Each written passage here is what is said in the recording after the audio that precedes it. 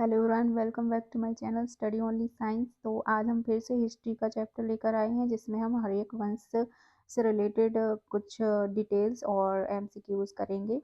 तो ये हमारा प्राचीन भारत के प्रमुख वंश एवं शासक इस टॉपिक से कनेक्ट है, और हमारा पहला वंश है आज का हर्यक वंश के बारे में हम आज जानेंगे। तो पहले हम इसका विस्तार जानते हैं कि हर्यक वंश है क्या, किसने इसकी स्थापना करी, कितने राजा शासक हुए हैं। तो यहाँ पर हर्यक वंश जो है मगध पर शासन करने वाला तीसरा जो था राजवंश था। ठीक है, कौन सा तीसरा राजवंश था? हर्यक राजवंश में कुल 7 राजाओं द्वारा जो 544 से 413 ईसा पूर्व में 131 वर्षों तक शासन किया गया था। ठीक है, हर्यक वंश की स्थापना 544 ईसा पूर्व में बिंबिसार के द्वारा प्रद्योत वंश के अंतिम शासक महाराजा वतीवर्धन की हत्या करने के बाद की गई थी। तो वर्तिवर्धन जो था बिंबिसार के द्वारा जो उसका वंश था, तो उसकी हत्या करने के बाद हर्यक वंश की स्थापना हुई थी। बिंबिसार ने क्या कहा था कि बिंबिसार ने गिरिब्रज यानी कि जिसको राजगृह कहते हैं उसको अपनी राजधानी बनाकर वहां पर शासन किया था। तो बिंबिसार ने 544 से 992 ईसा पूर्व तक हर्यक राजवंश का संस्थापक रहा। जैन साहित्य में बिंबिसार का नाम श्रेणिक मिलता है। वह एक कूटनीतिज्ञ और दूरदर्शी शासक था। ठीक है, उसने प्रमुख राजवंशों में वैवाहिक संबंध जो है स्थापित कर रखे थे। ठीक है, वैवाहिक संबंध के माध्यम से वो अपने राज्य का विस्तार किया करता था। सबसे पहले उसने लिच्छवी गणराज्य के शासक शिवराज गोमास्ता की पुत्री चेलना के साथ विवाह किया था। तो दूसरा प्रमुख वैवाहिक संबंध जो था वो कौशल राजा प्रसेनजीत की बहन महाकौशला के साथ विवाह किया। इसके बाद मुद्र देश आधुनिक जो पंजाब है वहां की राजकुमारी छेमा के साथ विवाह किया था। तो इस तरह से उसने बहुत सारे विवाह किए और अपने राज्य को आगे बढ़ाया। फिर महावज्ञ के अनुसार बिंबिसार की 500 रानियां थीं। उसने अवंती के शक्तिशाली राजा चंद्रप्रद्योत के साथ दोस्ताना संबंध बनाया, और सिंध के शासक रुद्रायन तथा गांधार के मुक्कुरगति से उसका दोस्ताना संबंध था। उसने अंग राज्य को एक जीत कर अपने साम्राज्य में मिला लिया और वहां अपने पुत्र अजातशत्रु को उपराजा नियुक्त किया था। ठीक है, उसका पुत्र कौन था? अजातशत्रु। ठीक है, तो बिंबिसार महात्मा बुद्ध का मित्र और संरक्षक था। किसका? महात्मा बुद्ध का मित्र भी रहा और उनका संरक्षक। विनय पिटक के अनुसार बुद्ध से मिलने के बाद उसने बौद्ध धर्म को ग्रहण किया, लेकिन जैन और ब्राह्मण धर्म के प्रति उसकी सहिष्णुता थी। ठीक है, बिंबिसार ने करीब 52 वर्षों तक शासन किया। बौद्ध और जैन ग्रंथानुसार उसके पुत्र अजातशत्रु ने उसे बंदी बनाकर कारागार में डाल दिया, और वहां उसका 412 ईसा में क्या हुआ? मृत्यु हो गई थी। ठीक है, तो 412 ईसा पूर्व ही उसकी बिंबिसार की जो मृत्यु हो गई थी कारागार में। बिंबिसार ने अपने बड़े पुत्र दर्शक को उत्तराधिकारी घोषित किया था।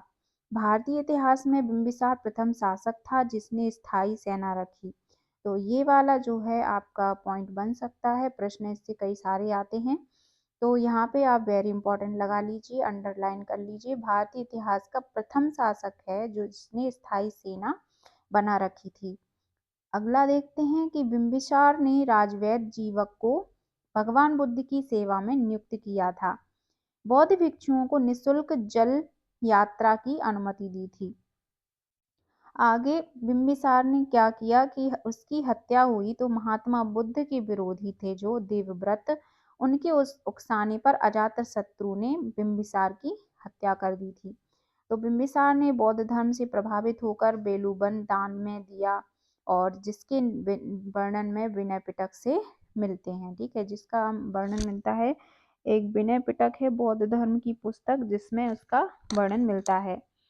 अगला देखते हैं कि उसने क्या किया, किससे विवाह किया। अब देखिए आम्रपाली के विषय में। यह वैशाली जो कि नर्तकी एवं परम रूपवती कला प्रवीण गायिका थी। वो बुद्ध की परम उपासक थी। आम्रपाली के सौंदर्य पर मोहित होकर बिंबिसार उन्हें लिच्छवी से जीतकर राजगृह ले आया। उसने विवाह किया, दोनों के संयोग से जीवक नामक पुत्र हुआ। ठीक है, बिंबिसार ने जीवक को तक्षशिला में शिक्षा हेतु भेजा। फिर अजातशत्रु के बारे में बात कर लेते हैं। तो अजातशत्रु जो था वो 492 से 460 ईसा पूर्व बिंबिसार के बाद मगध के सिंहासन पर बैठा। ये अजातशत्रु बिंबिसार का पुत्र था। इसी के वजह से क्या है, बिंबिसार ने इसे बिंबिसार को जेल में डाल के और उसकी वहां हत्या कर दी गई थी। तो ये क्या है, मगध के सिंहासन पर बैठा। और इसके बचपन का नाम क्या था, कुणिक। ठीक है, तो भगवान बुद्ध के विरोधी देवदत्त के उकसाने पर इन्होंने अपने पिता की हत्या कर गद्दी पर बैठ गया था। अजातशत्रु ने अपने पिता के साम्राज्य के विस्तार की नीति को चरमोत्कर्ष पर पहुंचाया, यानी कि उसने भी अपने पिता की नीति के अनुसार ही अपने साम्राज्य का विस्तार किया। फिर अजातशत्रु के द्वारा उपयोग किया गया हथियार महाशिलाकंटक। अजातशत्रु के सिंहासन मिलने के बाद वह अनेक राज्य संघर्ष एवं कठिनाइयों से घिर गया, लेकिन अपने बाहुबल और बुद्धिमानी से सभी पर विजय प्राप्त की। महत्वाकांक्षा अजातशत्रु ने अपने पिता को कारागार में डालकर कठोर यातनाएं दी, जिससे पिता की मृत्यु हो गई। इससे दुखित होकर कौशल रानी की भी मृत्यु हो गई थी। फिर देखते हैं कि मगध और कौशल का संघर्ष। जब कौशल रानी की मृत्यु हो गई तो मगध का और कौशल का कुछ संघर्ष हुआ, यानी कि युद्ध हुआ। तो बिंबिसार की पत्नी कौशल की मृत्यु से प्रसेनजीत बहुत क्रोधित हुआ और अजातशत्रु के खिलाफ संघर्ष छेड़ दिया। पराजित प्रसेनजीत श्रीवस्ती भाग गया, लेकिन दूसरे युद्ध संघर्ष में अजातशत्रु पराजित हो गया। लेकिन प्रसेनजीत ने अपनी पुत्री बाजरा का विवाह अजातशत्रु से कर काशी को दहेज में दे दिया। तो फिर देखते हैं कि प्रसेनजीत 6ठी शताब्दी ईसा पूर्व में मध्यकाल के आसपास कौशल का राजा बना। प्रसेनजीत की बहन कौशल देवी राजा बिंबिसार की पत्नी थी। कौशल देवी के गर्भ से ही अजातशत्रु का जन्म हुआ था, जिसने आगे चलकर अपने पिता बिंबिसार की हत्या कर दी और राजगद्दी प्राप्त की। अजातशत्रु इतिहास का पहला राजा है जिसे राज्य दान में दिया गया था। ठीक है, तो अगला देखते हैं कि मगध और बज्जी संघ का संघर्ष। तो देखते हैं इसमें क्या हुआ। लिच्छवी राजकुमार चेलना बिंबिसार की पत्नी थी। ठीक है, लिच्छवी की राजकुमारी चेलना जो है बिंबिसार की पत्नी थी, जिससे उत्पन्न दो पुत्री हल्ल और बेहल्ल को उसने अपना हाथी और रत्नों का एक हार दिया था, जिसे अजातशत्रु ने मनमुटाव के कारण वापस मांगा। इसे चेलना ने अस्वीकार कर दिया। तो हुआ ये कि अजातशत्रु ने लिच्छवियों के खिलाफ युद्ध घोषित कर दिया। बसंस्कार से लिच्छवियों के बीच फूट डालकर उसे पराजित कर दिया और लिच्छवी अपने राज्य में मिला लिया। तो उसने इस संघर्ष में लिच्छवी को प्राप्त किया। फिर क्या होता है कि मगध और मल्ल का संघर्ष होता है। तो अजातशत्रु ने मल्ल संघ पर आक्रमण कर अपने अधिकार में कर लिया। इस प्रकार पूर्वी उत्तर प्रदेश के एक बड़े भूभाग मगध साम्राज्य का अंग बन गया। तो अजातशत्रु ने अपने प्रबल प्रतिद्वंदी अवंती राज्य पर आक्रमण करके विजय प्राप्त की। फिर होता है कि अजातशत्रु धार्मिक उदार सम्राट था, इसलिए विभिन्न ग्रंथों के आधार पर वह बौद्ध और जैन दोनों मत के अनुयायी माने जाते हैं। लेकिन भरूच स्तूप की एक वेदिका के ऊपर अजातशत्रु बुद्ध की वंदना करता हुआ दिखाया गया है।